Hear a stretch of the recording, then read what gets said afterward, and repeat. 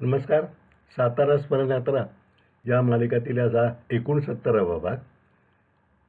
या आणि कदाचित पुढच्या एका भागामध्ये तांदूळाळी मित्रमंडळ या आमच्या मित्रांच्या ग्रुपबद्दल मी माझ्या आठवणी शेअर करणार आहे आपल्याशी. कारण मला असं वाटतं की विरंगुळा माणसाला मिळण्याकरता, आपल्या भावभावना व्यक्त करण्याकरता त्याला जवळचे मित्र अतिशय आवश्यक असतात. आणि त्या मित्रांच्या संगतीमध्ये तुम्ही मोकळं होऊ शकता, आपल्या अडचणी बोलू शकता, आपला आनंद व्यक्त करू शकता. असं म्हटलेलं आहे की मित्रांची व्याख्या करताना की मित्र म्हणजे कोण, तर friends who divide your sorrow and multiply your Joy. तुमचा आनंद द्विगुणित करणारे आणि तुमचं दुःख वाटून घेणारे असे मित्र असले की आयुष्य आपलं सुकर होऊन जातं. सुदैवानं मला असे खूप मित्र लाभले आणि आमच्या एक तांदूळाळी मित्रमंडळ असा ग्रुपच जमला. जवळजवळ गेली 50-55 वर्ष सातत्यानं हा आमचा मित्रांचा ग्रुप चालू आहे. सकाळी बॅडमिंटन खेळायला मी जमत होतो. सन 65 सालची गोष्ट आहे. आणि त्यामध्ये मधु जोशी, मनोहर जोळेकर, चिंतू गाडगे, विखे कुलकर्णी, अरू भावे असे मित्र होते. त्यांच्या ग्रुपमध्ये मी सामील. तात्या वडके होता त्यात. चंदू माझ्यावर कधीतरी यायचा. पण त्यात मी सामील झालो आणि बॅडमिंटनला सुरुवात झाली. खूप चुरशीनं आम्ही सकाळी बॅडमिंटन खेळायचो आणि खेळ संपला की संतोष हॉटेलमध्ये सुरुवातीला चहा प्यायला जायचो. नंतर मग राजविलासमध्ये जायला लागलो आणि मग त्याचाच करोलरी म्हणू आपण किंवा पुढचा भाग म्हणून संध्याकाळी आम्ही भेटायला लागलो. सुरुवातीच्या काळामध्ये बाबूराव आपटे म्हणून सातारचे जुने ट्रक मालक होते आणि प्रभात टॉकीजचेही भागीदार ते. त्यांच्याशी माझी चांगली मैत्री होती. म्हणजे मोठे होते माझ्याहून खूप. त्यामुळे त्यांचं एक दुकान होतं भारत सायकल मार्क म्हणून. तिथं मी काही वेळा भेटायचो. तेव्हा बाबूराव आपटे, आठवले मॅनेजर अशी मंडळी असायची. चिंतू गाडगे तिथे यायचा. तिथं दीपक मेडिकल स्टोअरचं दुकान होतं. मग तिथनं मग काही मधु जोशीचे मी दुकान यायचो. तिथेही तांदूळ एक दुकान होतं. सगळी समोर आप्पा निगडीकरांच्याकडे जायचो. असा आमचा एक मित्रांचा ग्रुप जमला होता. पुढं तो ग्रुप सगळा म्हणजे बाबूराव आपट्यांच्या दुकानातून चिंतू गाडगेच्या दुकानात दीपक मेडिकल स्टोअर्स म्हणून दुकान होतं तांदूळाळी सुपर ड्रायक्लिनर्सच्या शेजारी आणि मोडक केमिस्टच्या त्याच्यामध्ये. तिथं आतल्या बाजूला जे पुढच्या दुकानचं काउंटर, मागं स्टॉकची खोली, त्याच्याही मागे एक छोटी खोली होती. तिथं संध्याकाळी बसायचं 6:30-7ला. थोडा वेळ गप्पा मारायच्या, सुखदुःखाच्या गोष्टी करायच्या आणि नंतर समोर जीवन म्हणून हॉटेल होतं. आपले शिंदे म्हणून निर्माण नगरसेवक त्यांचं. तिथं जायचं, कधीतरी वडा मिसळ खायचं, चहा प्यायचा आणि आपापल्या घरी जायचं 8 वाजेपर्यंत. आणि त्यामुळं सगळ्यांच्या सगळ्या सुखदुःखाच्या गोष्टी त्यामध्ये व्हायच्या. त्यामध्ये कालांतरानं चिंतू गाडगे वारला. मग आम्ही मधुशी आणि अप्पा निगळे यांच्या दुकानात जमायला लागलो. पुढं मधूच्या दुकानाचं तिथे थोडं रिनोव्हेशन वगैरे केलं आणि नंतर समोर अप्पा निगडीकरांच्या दुकानात जमायला लागलो. या सगळ्या गोष्टी गेल्या 50-55 वर्ष सातत्यानं चालू आहेत. या सगळ्यामध्ये जमणारे आमचे मित्र आणि त्यांच्या मुद्दाम काही छोट्या छोट्या आठवणी या आज एक किंवा आणखीन एखाद 2 भाग त्याचे होतील. त्यामध्ये मी आपल्याबरोबर शेअर करणार आहे. हेतू हाच की असे मित्र लाभल्यामुळं आयुष्य एक सुखात गेलं आणि चालू आहे अजूनही, पण चांगलं चाललं आहे. आणि त्याच्यामुळं मनावरती कधी ताण आला नाही. आनंद वाटून किंवा कुठलं आपण कार्य अंगावर घेतलं तर त्याला आपल्या सगळे मित्र साथीला असतील. मग ते कुठले अंतर्गत सहाय्यक मंडळाचं असो, गाण्याच्या मैफली असोत, बरोबर ट्रस्टचं वितरणाचा कार्यक्रम असो आणि कुठलाही कार्यक्रम असो, हे सगळे मित्र आपल्याबरोबर एकजिन्सी आहेत याची खात्री असायची. त्याने आयुष्यात आपल्याला बळ दिलं. अर्थात यातल्या एक दोघांच्याबद्दल मी ऑलरेडी व्हिडिओ केलेले आहेत. म्हणजे आठवले मॅनेजरांच्यावरती एक स्वतंत्र व्हिडिओ मी करून टाकला आहे. बाबा कदम यांच्यावरती एक स्वतंत्र व्हिडिओ करून टाकला आहे. आणि दोघं तिघंजण त्यातले असे आहेत की ज्यांच्यावरती संपूर्ण व्हिडिओ करायला पाहिजे, एक भाग संबंध असे डॉक्टर भालचंद्र लिमये, अप्पा निगडीकर, मधु जोशी या तिघांच्यावरती एक मी स्वतंत्र व्हिडिओ करणार आहे. पण बाकीच्या मित्रांच्या संबंधी थोडक्यात सांगायचा मी प्रयत्न करणार आहे. कदाचित एखादं नाव राहीलसुद्धा, कारण आठवणीच्या आधारेच हे चाललं आहे. आणि इथले कित्येक मित्र आता काळाच्या पडद्याआड गेलेत. या एकेकाळी आम्ही 14, 15, 16 लोक जमायचो त्यातले आता आम्ही खरं तर तिघंच राहिलो, कारण नावंदर नंतर जॉईन झाला त्या ग्रुपमध्ये. पण आता मी किशोर नावंदर आणि चंदू माझगावकर असे तिघंच आम्ही राहिलो आहे. पण आम्ही अजूनही निगडीकरांच्या दुकानात संध्याकाळी जमतो नक्की एक अर्धा तास तरी. अर्थात कोरोनामुळे त्याआधी खंड पडला आहे, पण तो अपरिहार्य होता. पण ह्या सगळ्या आठवणी मी मुद्दाम शेअर करतो आहे. या सगळ्या मित्रांच्यामध्ये हरिभाऊ माजने आमच्या सगळ्यातले ज्येष्ठ मित्र. हरिभाऊ स्वतः जुन्या काळच्या सरदार घराण्यातले म्हणजे दिवाण घराण्यातले माजनी. बॅडमिंटन उत्तम खेळायचे. आम्ही शाळेत होतो तेव्हा ते सातारचे चॅम्पियन होते बॅडमिंटनचे. तेव्हा अतिशय कलात्मक बॅडमिंटन खेळायचं आणि पुढं फास्ट गेम आल्यानंतर ते चॅम्पियनशिप त्यांची गेली. पण तेही आमच्या ग्रुपमध्ये खेळायला यायचे. अतिशय मोकळ्या मनाचे आणि खरोखरी दिवाण म्हणजे आयुष्यभर त्यांनी कुठली नोकरी केली नाही, व्यवसाय केला नाही आणि मिळणाऱ्या उत्पन्नावरती शांत जगायचे. ते आणि त्यांच्या पत्नी सुशीलाबाई इथंच त्यांच्या महादेवाड्यात राहायच्या आणि सगळ्यांच्यावरती चेष्टा विनोद करायचे, हास्यविनोद होत राहायचे. आणि त्यांची एकच कन्या विवाहित होती, ती परदेशात असायची. मग तिच्याकडे लग्न ते चीनला वगैरे जाऊन आलेले होते आणि मग गंमत करायची. आणखीन येताना आवर्जून गेल्यानंतर कधी रॅकेट आणायचे, कधी गेला माझ्याकरता टाय खास आणला होता आणि गमतीशीर स्वभाव होता त्यांचा. आनंदी कायम राहायचे. त्यांच्या पत्नीनं म्हणजे सुशीलाबाईंना त्यांची काळजी वाटायची. त्यांना 4-5 भाऊ, तेही भाऊ सगळे सुरेख आनंदी स्वभावाचे होते. त्यांचा एकुलता एक मिळवणा, त्यामुळे तेही त्यांची काळजी घ्यायचे. हरिभाऊ जाऊनसुद्धा आणि ते बॅडमिंटन उत्तम कलात्मक म्हणजे ज्याला प्लेसिंग म्हणतो तो खेळ त्यांचा अतिशय उत्तम होता. हरिभाऊ सुद्धा जाऊन खूपच वर्ष झाली. चिंतू गाडगीळ ज्याचं दीपक मेडिकलचं दुकान होतं जिथं आम्ही जमायचो सुरुवातीला, तोही जाऊन आता जवळजवळ 20 वर्ष जास्त झाली. तो गेल्यानंतर थोडं आर्थिक अडचण आली. ती त्याच्या मुलालाही बँकेत नोकरी लावायला मी मदत केली. काही काळ आम्ही मित्रांनी पुढाकार घेऊन ते दुकान पुढे चालू राहावं.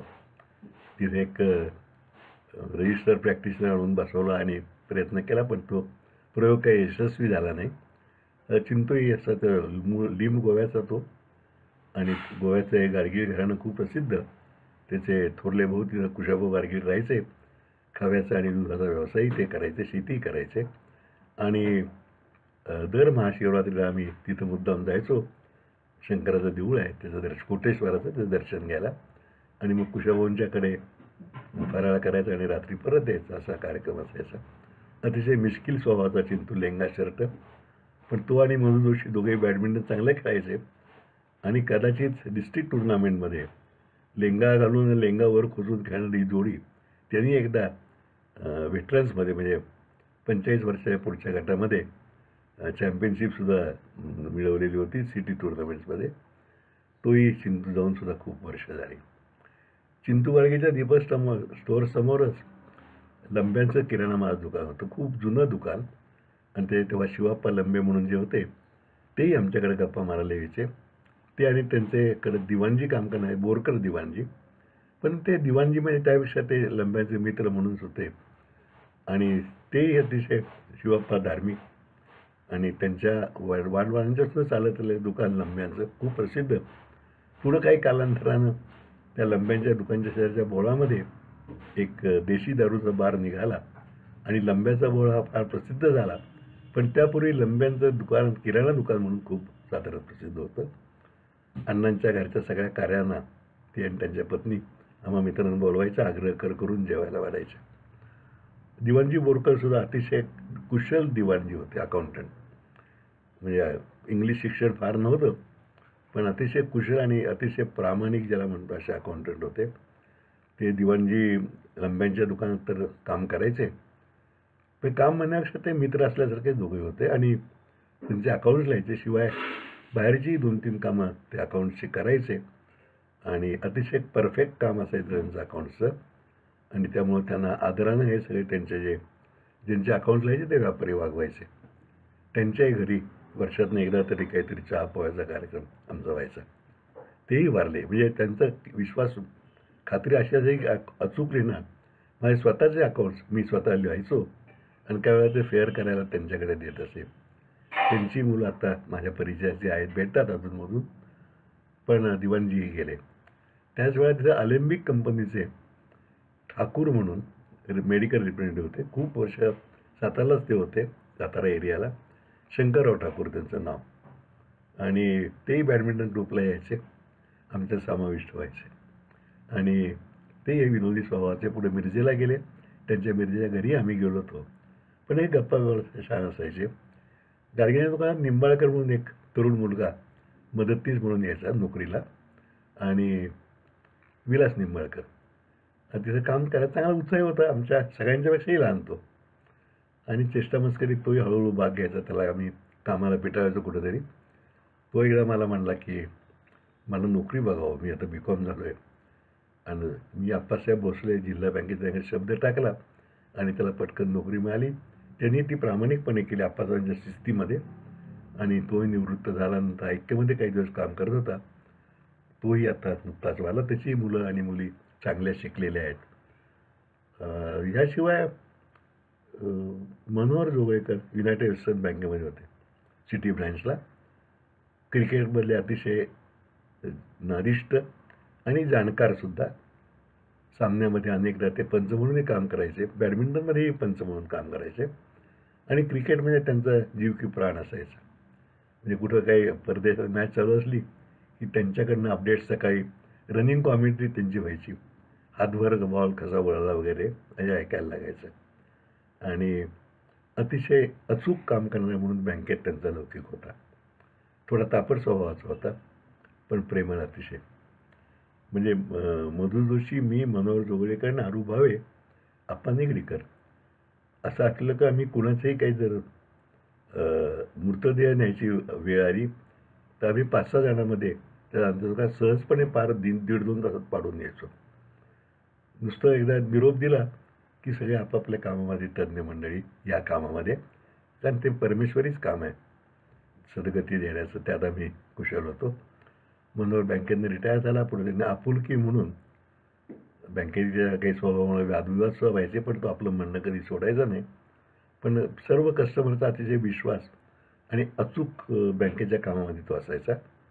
तोही वारला. ते आपुलकी दुकान त्यांनी काढलं तर स्पोर्ट्स गुड्सचं. त्याचा मुलगा ते चालवतो पुढे, आणि तोही गेला. आमच्याकडे काही वेळा कलाकार तेव्हा घरी उतरवायची पद्धत असे, तेव्हा प्रभाकर कारेकर किंवा जितेंद्र अभिषेकी हे त्याच्या घरी उतरवले. सोमनवाड्यात तो राहिला. सोमनाचा तो भाचा भाऊसाहेब सोमनांचा, बापूसाहेब सोमनांचा. त्यामुळं त्याच्या घरी आम्ही उतरवले होते.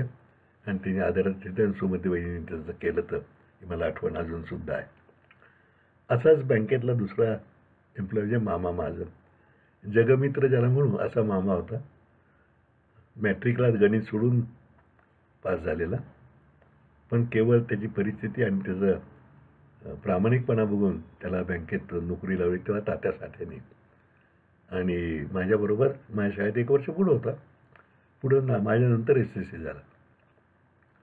पण सगळ्यांची मैत्री, कुणाचंही कधी अहित चिंतणारा नाही, आणि मिळून मिसळून राहणार सगळ्यांच्या बरोबर. आणि बरोबर असे म्हणतात. भीमसेन वगैरे आला की आम्ही मामा जरा त्याची काळजी घ्या अण्णांची. मामा तिथे जाऊन त्यांचं हो काय कसं काय वगैरे विचारून असं उत्साहात असायचं. त्याच्याही मुलं चांगली शिकलीत. मुलगी शिकली आहे. तिची मुलगी दुबईला होती, जावई, आणि ती आम्ही दुबईला गेलो होतो तेव्हा मुद्दाम तिच्या घरी आम्ही पाहुणचारी घेतला होता. मामाही गेला. त्यांनी पण तो आणि त्या बँकेतल्या 3 सहकाऱ्यांनी एक जुनं घर लिलावात घेऊन कॅम्पामध्ये स्वतःचं घरी झालं त्याचं स्वतःचं. मामी कष्टाळू खूप होत्या. मामा सकाळी बॅडमिंटनला आमच्याबरोबर यायचा आणि गंमत करत असायचा मामासुद्धा.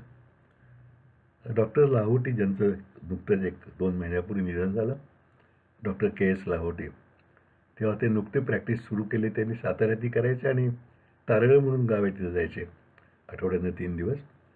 तेही संध्याकाळी आमच्या ग्रुपमध्ये गप्पा मारायला यायचे. आणि आम्ही काही वेळा सिगरेटी ओढायचो, सिगरेट ओढायचे आणि गप्पा म्हणून त्या गप्पामध्ये सामील व्हायचे. तारळ्याच्या काही गमती जमती, इथल्या काही नवीन कल्पना, त्यांच्याच कल्पनेतनं काही नवीन गोष्टी साताऱ्यात सुरू झाल्या. एक धन्वंतरी नागरी पतसंस्था सुरू झाली. त्यात ती लाहोटींचं संस्थापक सदस्य लाहोटी होते आणि शेवटपर्यंत त्या संस्थेत ते कार्यरत होते.